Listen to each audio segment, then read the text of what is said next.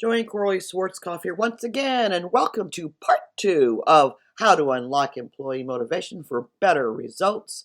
Now, if you haven't seen part one, I really highly recommend that you see that first. Additionally, since what we're talking about in the broader scope is understanding human behavior, I also highly recommend that you um, also view the video on how to be a better leader, understanding the basics of human behavior.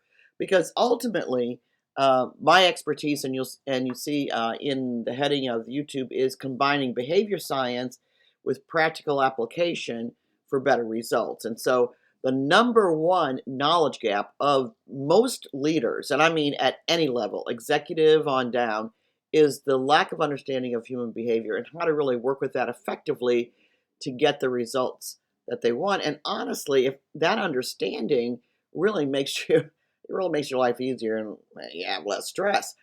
So as a bonus for you watching this video, you'll notice in the link in the description, I've also added a link to a free downloadable version of my book, Executive Briefing Book, The Human Quotient. You get on Amazon Kindle, but you can get a free digital version here to help you out as well. Okay, so we started out in part one looking at the different areas of motivation, and we started out with intrinsic, which is motivation that's tapped from the inside, and that's your mind, body, and spirit, and the ways that you're naturally connected. And then we talked about extrinsic, and that is having external motivators that actually will force or prompt the spark an internal motivation, but the origin of it is from external circumstances.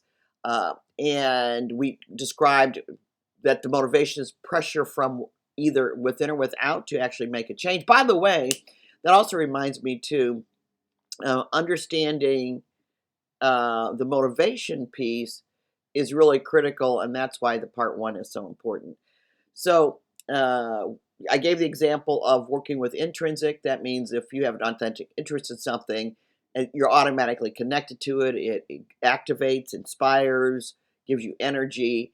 And something that external is goal setting, something outside yourself that you have no immediate connection to, but then once you engage with a particular goal, then you start to get motivated. Okay, I don't want to rehash all that. What I want to do in this session, part two, is give you some things to consider. And I would encourage you to make this a checklist as much as possible. Please make sure you take notes, because this is sort of the analysis or the assessment is, okay, how do I, if a problem employee or someone that's not really motivated, what should I be looking for? And then you might want to think from a team perspective, okay, what do I have to have in place for an entire team to be motivated as well? And that's where these tips will come from. Okay, let's think of some intrinsic considerations. Are they a fit for the job?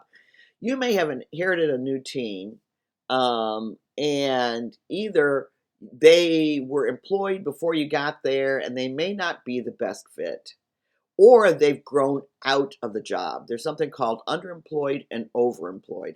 Underemployed means I'm way more skilled than what this job is for. Overemployed means that they really don't have enough of the skills to really feel enough job satisfaction and to perform appropriately. So the question is, are they a fit for the job? And in that respect, they may have lost or did not connect to their personal why. What does that mean? It means, yes, I have a personal reason for being invested in this role or this job. And everybody's got to have a personal why to stay intrinsically motivated. Also, too, then, you may want to just reassess the job description, because it may be something like tweaking or refining the role so that they either get reinvigorated, remotivated, or take out something that's demotivating and add something in that is more motivating. So reassessing the job description is a useful action item to do as well. And if it's time to move on, certainly this could be a very good employee that would shine brighter in a different department, in a different role. So we call that coaching out, but not coaching out of the company, just coaching out of the role. and into a different place within the organization. And then a huge motivating factor that many managers don't think about is the relationships. We used to say in my recruiting days many years ago, people don't leave jobs, they leave bosses. And honestly, that's still true today. So if there is not a healthy or positive relationship between you and the employee, that actually could be an issue which actually could speak to unresolved hurts, unresolved issues. This is so common in the workplace. So it's relationship connections between the manager and a relationship connections between team members and things that might be unresolved. So these are just some key considerations, popular considerations to work with intrinsic. Now let's look at extrinsic. The way, some things that could be motivating is to partner with a team member on a project where they have shared responsibility and accountability. Because honestly, sometimes you need to borrow someone else's motivation until you get your own back. And that's one of the reasons for partnering with a better performing team member where you have shared responsibility and accountability. So that might be something you might want to consider as well. And it could be also too that they just need a temporary mentor or coach. This really goes back to some of the unresolved things too. So if they have unresolved issues, uh, uh, they don't have a safe place or where they feel like there's going to be retribution if they're really candid and honest about something. That stuff is going to fester. That's definitely going to erode motivation, clarity, focus. So finding one externally private, independent, where they can be be brutally honest to clean out what they've not been able to do. This is so common. That's why I recommend every company needs an external coach. Honestly, it just save thousands and thousands of dollars of human resource cost to have someone externally that somebody can be honest with to resolve or to deal with something they're thinking or feeling that is getting in the way, impeding their work performance.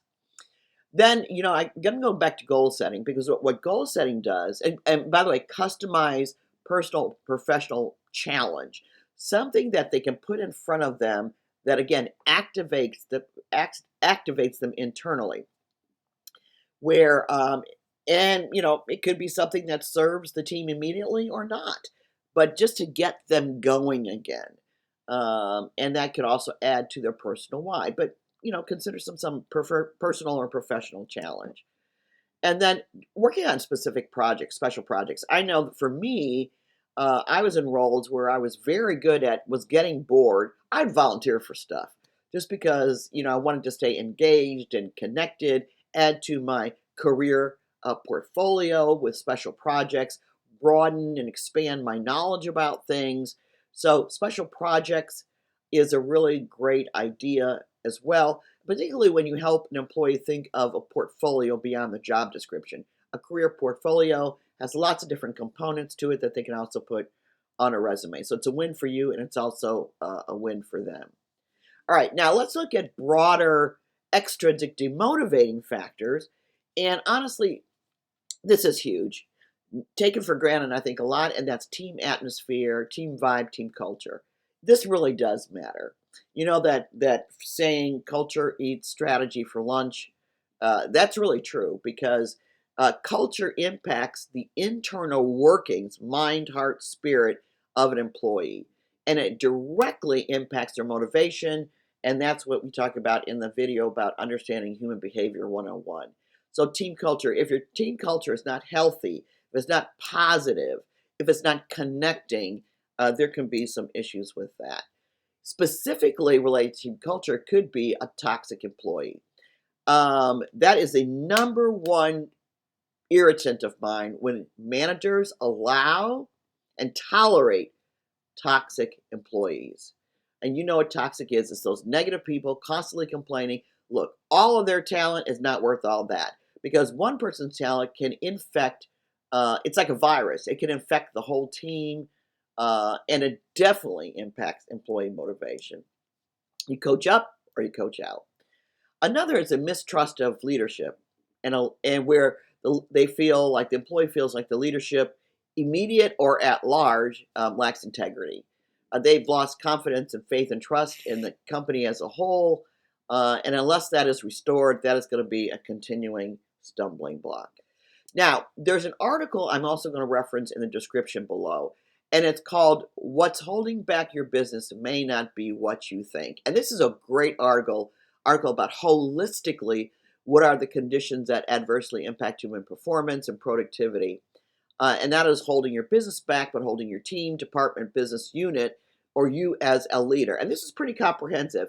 And it's more of the nuanced elements of human behavior, but absolutely worth reading this article, seeing it as a checklist, and using this even as a guide for a coaching conversation. These are the things you may not see, but I want to encourage you to see, because basically everything we do related to management is related to human behavior and the human experience. And I want you to think beyond employee performance, but employee experience. What are they experiencing that's causing the results that you desire, or the results that you don't desire within the context of your daily work experience? Okay, so please download that article, read it. I would love your feedback in the comments. And so here's my recommended action items. First of all, download and read the article. Make notes from this video about what the possibilities are related to how you can improve motivation, fix motivation, improve. It's either create the atmosphere, because team culture is, what do I have in place for people to be the most motivated? Best job fit, special projects, team culture. What is it? A group accountability and responsibility. An external mentor. Those are all things that are conditions to help a person improve and boost their motivation. And, many times it's going to be scheduling on one-on-one to specifically have a discussion and just say, hey, how can I help you? It seems like, things aren't going, you may not be working at your best. What's going on? And what can I do to support you? One of my LinkedIn courses is dealing with underperforming employees. I encourage you to look at that if you want something with a little bit more step-by-step detail, like how to coach someone, a coaching conversation using a specific script. And again, it does include a lot of the understanding human behavior aspect to it as well. Okay? All right, so that's what I recommend. Comment below, ask questions. Even feel free to email me if you have questions, joanne@joannequirley.com. But this will get you started. Don't forget to link to the book, The Human Quotient, and basically how to understand human behavior. Lots of tools to work with. Let me know how you do with the information that we provided. Lots to work with here. So good luck and stay in touch. Remember, if you have not formally subscribed to the channel, please do so. This is designed to help you grow personally and professionally. So until next time, be a great, distinct leader.